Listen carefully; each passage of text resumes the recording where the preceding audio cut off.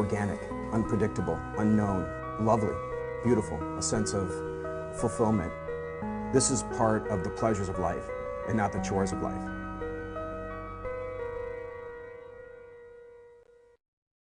Coming up tonight on Daily Iowan TV, Caucus Craze will bring you the latest results from tonight's caucus. And clean water. We're taking a look at what we're drinking here in Iowa City. The votes are in. We have this week's rankings for NCAA men's basketball later in sports. All that and more coming up.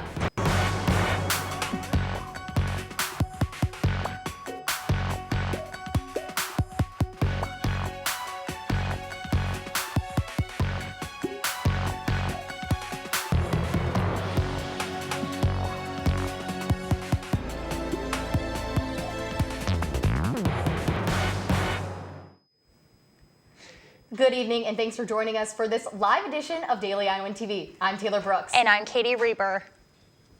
The results are in. We have in front of us the latest before we jump. Democratic hopeful O'Malley Party reporting the highest turnout ever, But now to the numbers. With all the precincts reporting in the state, Ted Cruz won the most votes for the Republican caucus.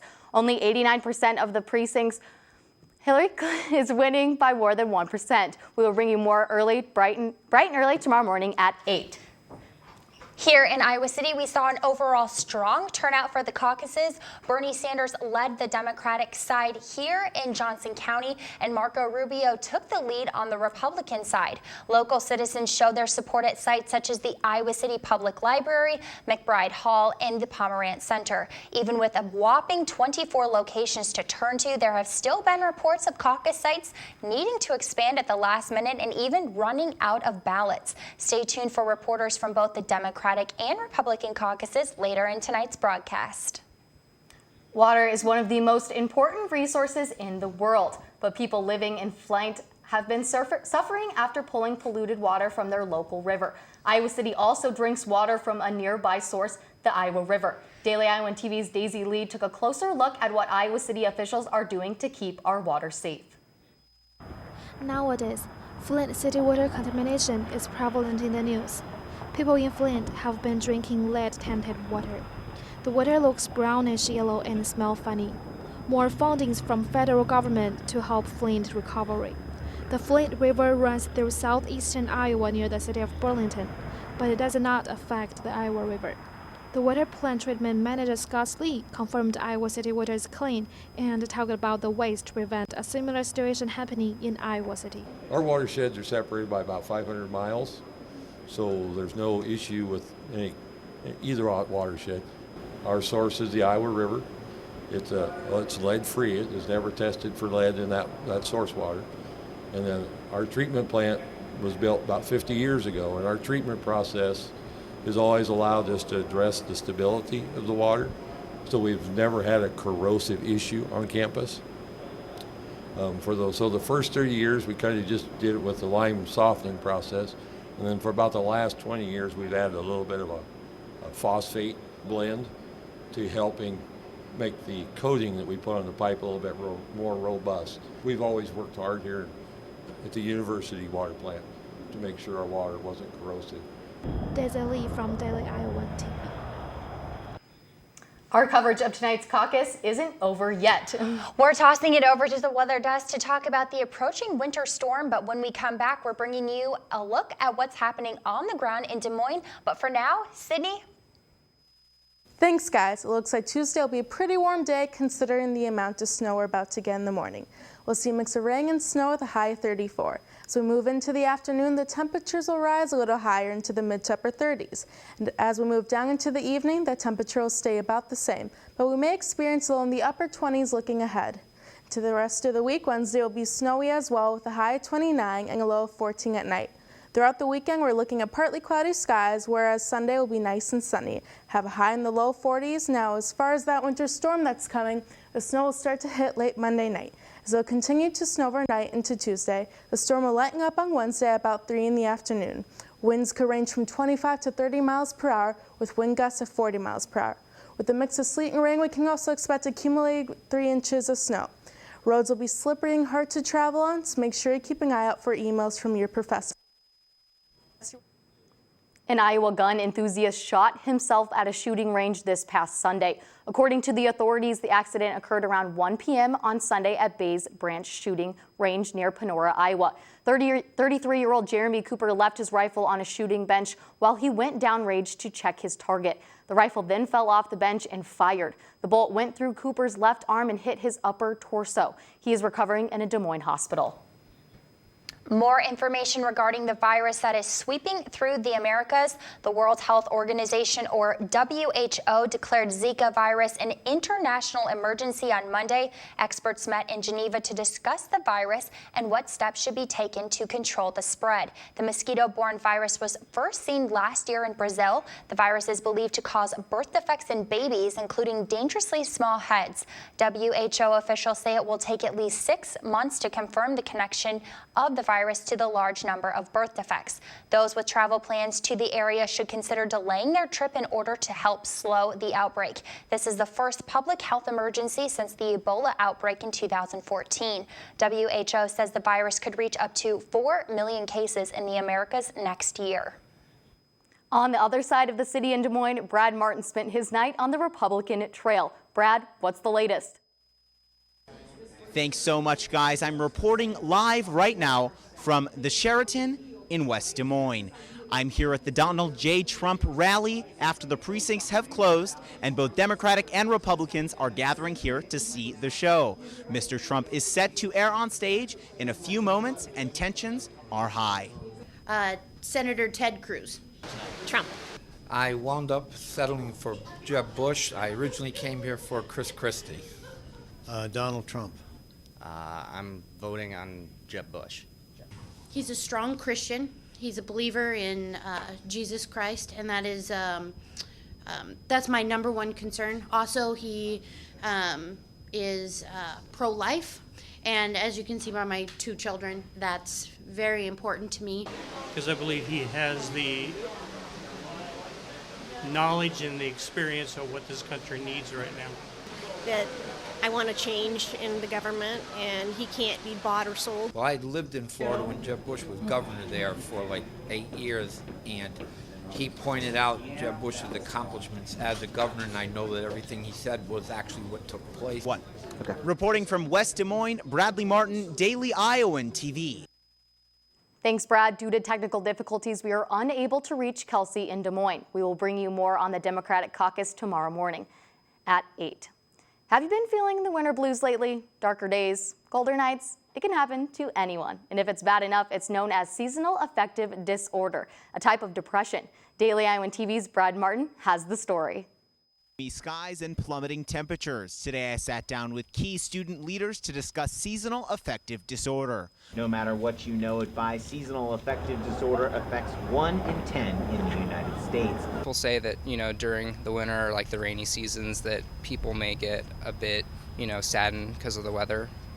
To gain additional insight on seasonal affective disorder, we spoke to Medical Director with University Counseling Services, Dr. Barry A. Schreier. Typically corresponded with depression, and usually what it refers to is folks will have an exacerbation or escalation in symptoms given a particular sort of time of the year. Well, some folks feel like I just need to be in more light, and what research shows us is that people are looking for exposure to a certain UV wavelength.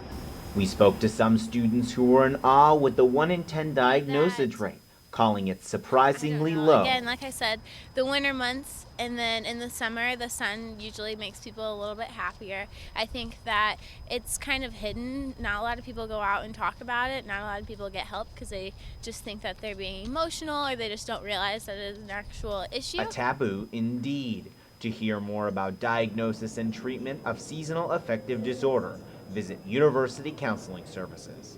Bradley Martin, Daily Iowan TV, Iowa City. Well, Taylor, one place around campus that isn't experiencing those winter blues is Carver Hawkeye Arena. Definitely. After that, especially after that win on Sunday, Zach Mackey and Katie Sextro are standing by in the sports studio. Guys? Thanks, Katie and Taylor. As if the Iowa caucus wasn't causing enough commotion here in Iowa, Iowa City has had even more to be excited about this weekend in sports. Sunday evening, the Iowa men's basketball team pummeled Big Ten opponent Northwestern in Carver Hawkeye Arena.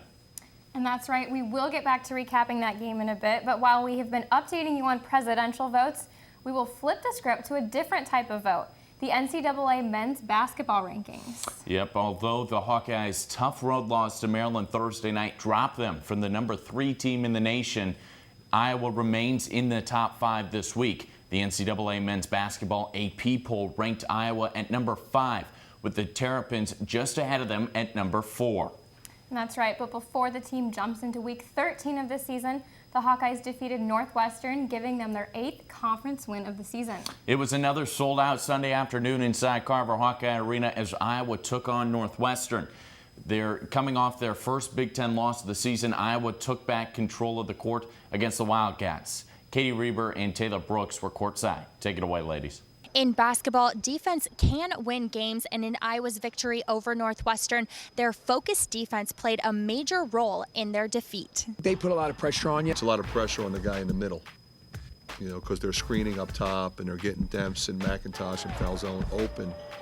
So you're in there fighting by yourself, not unlike man-to-man. The Hawkeyes' strong defense made their game lethal as Iowa had 24 points off of turnovers, tying Indiana for first in the Big Ten. Straight out of the gate, Iowa's freshman Ahmad Wagner set the pace for the defensive game as he led his team with 3 steals and 4 rebounds. Well, and he knows what we're doing, you know, so we were changing defenses a little bit from the way we started the game. We pressed, we went back to the zone. I wanted to come in and just affect the game somehow, and I happened to be in the right place at the right time on a couple passes and got a couple steals and a couple putbacks and everything, so I'm pretty good. And, you know, they're a good team, so our goal was to get them to speed up and just throw some uncharacteristic passes, and, you know, we got them to do that, and we got them to turn the ball over a few times, so it was successful. As a team, the Hawkeyes grabbed 40 rebounds and had 12 steals. This relentless defense will keep their foot on the pedal as they move through their Big Ten schedule and will also look to their sharpshooters on the team to carry the offense. For more on this is Taylor Brooks. Whether it's from the left wing or from the right wing, to driving in the lane, or from the free throw line, when Peter Jock is feeling it, he is feeling it. And against Northwestern on Sunday, the junior racked up 26 points, 12 of those coming from behind the three-point arc alone. In the first half, it was Jared Uthoff who couldn't miss. But when the second half rolled around, it was all Peter Jock. First half, Jared was going. We wanted to find him. We knew he was going to bounce back, so we were just trying to find him. I was encouraging him to keep shooting, and I didn't want to force anything. And then second half, they all told me I needed to step up, so I just came out and be more aggressive. Jock's 22 points in the second half rocked the little momentum that Northwestern had. We left Jock on the left side, and he hit a 3. They got to stop. He comes right down and hits about another 3, and then all of a sudden it's a 15-point game. This ability for Jock to get open comes from experience and just having teammates who know how to pass the ball. I think the impressive thing was how our guys got him the ball. They recognized, where he was, and when he gets in a groove like that, you got to load him up. Not only did the team help with Jock's success, the crowd's involvement played a key part as well. Yeah, when the crowd got into it, it really pumped me up too, and then picked up on defense too. I was really active on defense. Our whole team was too. Jock has another chance this week to make Carver loud again when Penn State comes to town for a midweek battle. Inside Carver Hawkeye Arena, for Katie Reber, I'm Taylor Brooks for Daily Iowan TV Sports. You really never know who is going to go off on this Iowa basketball team. Peter Jock said post-game that it's basically like picking your poison with a team like theirs. Whether it's Jock, Uthoff, or Gazelle, somebody always seems to step up for this Iowa team. Yeah, it's kind of been that next man up type of mentality for this team throughout. Well, that does it for Katie and I today here in the sports studio. Join us again on Tuesday, where we will take a break from basketball and check out a unique form of competition sweeping the University of Iowa. Taylor and Katie, back to you. That's all we have for you tonight on this special edition of Daily Iowan TV. Be sure to check back in Tuesday morning at 8 a.m. for live expert analysis and more reaction to the Iowa caucus. You can also check our website, dailyiowan.com, and follow us on Twitter at The Daily Iowan for the latest news. For Daily Iowan TV, I'm Katie Reber. And I'm Taylor Brooks. Have a great night, Iowa City.